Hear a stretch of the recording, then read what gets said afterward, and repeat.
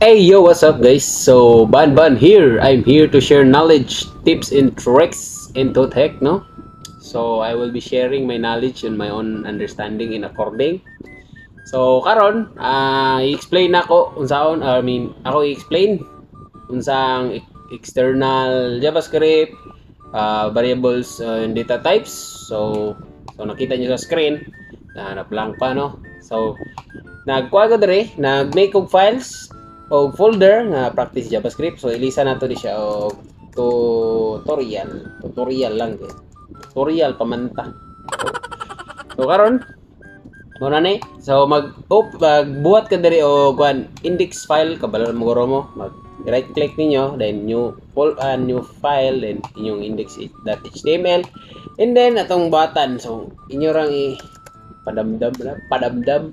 So karon, so mo ni pag set dayon magbutang ta diri og which one dayon hello world.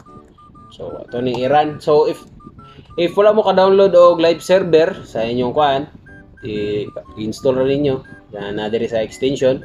So ano ba live server, open na siya dere. Kita ninyo hello world. Dayon ato na yung tawagon ang external nga file nga JavaScript. So kani. So sa pagkuan, unsa ang external JavaScript? External JavaScript is kana bitong na siya og galingong file bitaw para dito nimo kuan nimo mga variables or dito nimo manipulate imong data or sa pa man imong button para makuha siya diri. So sa mo button sa JavaScript. So mag JavaScript ka. So tawagon na to. So ana script nga tag and then attribute nga is src. Then ngalan sa ato ang file nga which is script.js. So if after siya matawag pwede na po ninyo i-control click magto rin siya dire. Then makita din ninyo atong nag-input tag something alert mag-alert ta o ganang hello banban ay lang hello gwapo paulaw sa ta. So hello banban, so save dato. So kana reload mo nana na siya alert dire. So hello banban, if magamit mo kanang computer laptop mo siya nindot niya siya. If magamit mo cellphone mugana po ni siya, but kaning console lag dili ni siya mugana. So mas prepare na ko gamit mo computer or laptop. After magto mo console para makita na to atong mga ipang-explain. Kani sa kailangan na ko i-explain is kaning auto declaration. So what is auto declaration? So auto declaration is kana bitaw diretso na siya pagtawag bitaw sa variable, name.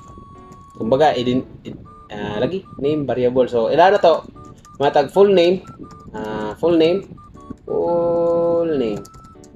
So diretso na siya, dili na ka mag create bitaw kanang atong cons let nana var, diretso na siya ba. Mo na siya ang automatic mo kay gitawag siya automatic declaration, di ba? Full name. Save na to. So na siya dire. But dili na siya sa ato sa i-continue. So nabo dere mag-call kag age 20 21 naman ta. So ato lang is paste atong i-reset delete age. So save na to. Lara. So na siya ang automatic declaration which is diretso na siya, wala na siya natong let var o cons. And then ang magkwanta ang say kalayan sa last name. So unsa nang var let o cons na naman sa ako ang last video. So ako lang ikuan. So ang var is pang kinaraan siya, mao na siyang kinaunang way pag declare, and then ang let mao na siya ang bago karon, and then ang cons makita niyo sa last video na ako railig sa ubos. So dirita sa sa variable name, kaning variable name unsa pag declare sa variable name o kaning $sign unsa nang way sa pag declare, pwede $sign, pwede underscore. So ara na to kuan dollar sign. Dapat ang variable name unique yun siya, dili siya kada bitong kuan, example nga mo ka X lang akong ipangalan noy kay murag boring kayo mag-type og taas nga kuan variable name. So if kadugayan tungod na sa kadagan sa imong code, daw big accidentally nimo nga makuha ng X nga kuan, matawag nimong X nga variable, magka-error siya. Like tungod sa kadaghan nga imong kuan, dapat unique gyud og ang unique gyud ang iyang kuan gyud variable name para ini pagtawag nimo or di kay pagkuan nimo tungod sa kadaghan sa imong code, mga kabalo na kaon say kana bitong nalahi ana ba, kanang nakabalo na ning ka ay na-declare naman ko ni ana ba. So if but kuan dili unique imong pagngalan, lain gyud paminawon gisa may ginahag X o age anana name, okay ra na kanang gamay ra imong system. But what if daghan na kayo, so ni dapat unique yun siya. And then case sensitive sad siya, which is kumana ta dire tag cons, kung tag dako nga full atong identifier is kuan dako nga F fire, so J, so tawa, so ato i-save. So mo siya ang uncut error no. So full name is not defined, which is ang atong F dire nga full name is dako, inindire kay gamay siya, so magka-error siya. Dapat kung unsa ang naa dire mao sad naa dire sa ubos.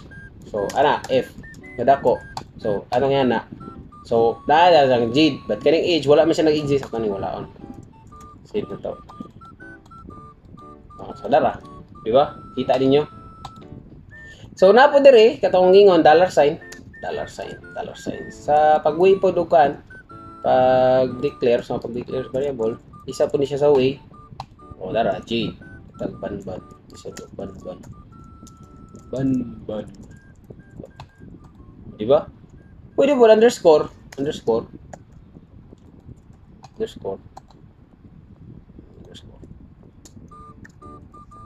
Save, o dara, di ba? So, but karon sa atong modern world, so ang ato yung akong ma-recommend yun isang cons yun, let o kuan, bar yun kana gid sila tulo. I mean kaning bar pang kinaraan maguni siya gud. So ang kuan ra let og cons, I mean akong kuan kanang ginagamit yun. Kay ang bar kay ka-error man siya mong gibuhat ang let og cons kay tungod ang bar magka-error man siya kay global scope. So dito sa next kuan next explanation na to sa JavaScript has a 8 data types. So unsa man na siya? So string kapala naman ta sa string katong gibuhat karon, string man to. Number katong age nga akong gibutang dire mo to siyang kuan dara. So mo ni siya naay way sa kuan pagkuan og string kaning double quote, isa ka quote, and then napod to isa nga dash. Ano ba dash? Yung dash nga pakilid siya ba? Then numbers. So kanipod number which is halata naman kayo, number na gyud na siya. And then kanila yung point which is kaning float ning na point. And then boolean pod which is return siya og true or false, or yung value is true or false, mo na siya. And then kaning undefined. So undefined is kada bitang nagbuhat ka og variable name pero wala nimo nabut nga value. Kay tungod nagkulat pug ka nga butang nga value. And then kaning null na siya ang variable name pero wala ka nakahuna-huna unsa imo ipangalan. Ang kani is wala nimo gibut nga value. Ang kani kay wala ka kahuna-huna og buta og value. Kay tungod kay lang trip lang nimo guro. Charot. So karon ako ikuan ha. Let like for example ang undefined is eskwelahan. So na ang eskwelahan pero wala pa'y room ug mga estudyante. Mo na siya. So ang kaning null para sa ako understanding, ang kaning null naa ang eskwelahan, naa pud ang room pero wala nimo gibut nga estudyante, di ba? Ana ba? Murag wala nimo gikuan ng kuan kayo. Bora ako nasabtan. So So mo na siya ang kalahian sa undefined, wala nimo nabot nga value, wala nimo gibot nga value kani kay wala ka kauna sa value para sa ako which is null.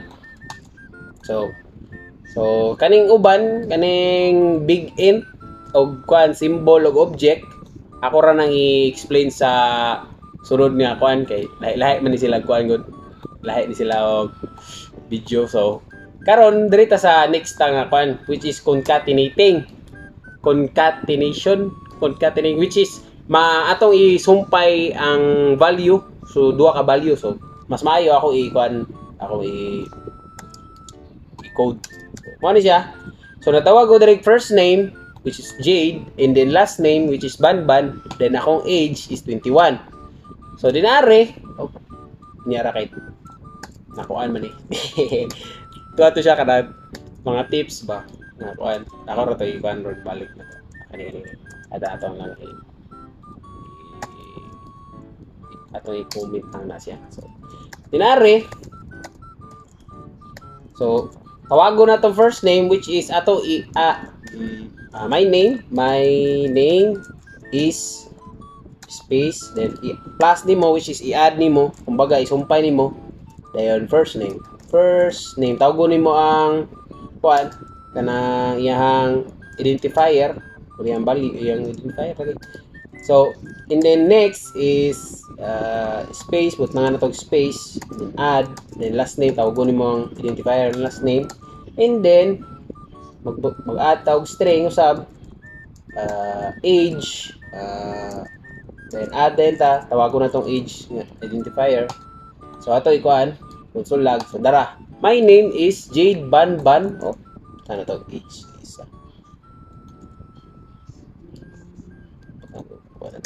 space to. Sige to. So dara, my name is Jade Banban, age 21. So mo na siya ang pag-concat. So ang uban pod na confuse po sila kay tawa mag-call kog add, akong i-add ang age o kuan mag plus 1 ta sa age. But ang plus 1 is strings ya. Ito is string 1. Na. Ito i-comment ni. Console log. Ito yung console log. Age plus 1. So itong itawag. Kung sa may tabo nila, mahimo siya og string. Kay tungod, if sa concat, mukuan siya, mo automatic siya og convert to string. Mo na siya ang kuan, ang concatenation. But if number ni siya, kung atong i-add, so kabalo na din ta nga mahimo number gid siya. But kung atong imo nig string concatenating, which is convert niya to string, so mo na siya, mahimo siya og string 21, then ang kuan 1 211 mo na siya. So ang imo lang yung button is magsiya lang yung practice yun. Practice. O, napag yung tapes dahil napag yung tapes yatag. So kani, napod way para paspas ang pagkuan. Paspas ang pagkuan. Tawa na tips ba para paspas ang pagkunkat. So kamo na bahala sa yung pagkuan. Basta tips niya ako matag. So, mo ni siya kanang string nga pa-dash bitaw. Mo ni siya ang way or fast way or nindot na way para mag-concat. So, naningon ra nimo. Katong dash nga string and then my name, dahil imong tawagon ang variable o identifier. So, first name, $sign, dahil butang siya sa kanang curve brackets. Same gyapon sa last name, and then age pod dayon same ra gyapon. Save nimo nato ra gyapon ang result. Kung unsa ang mahitabo dinari, mao po'y mahitabo diri. Like for example, wala akong taning space, wala akong natong space, ang mahitabo ani masumpay sa tanan.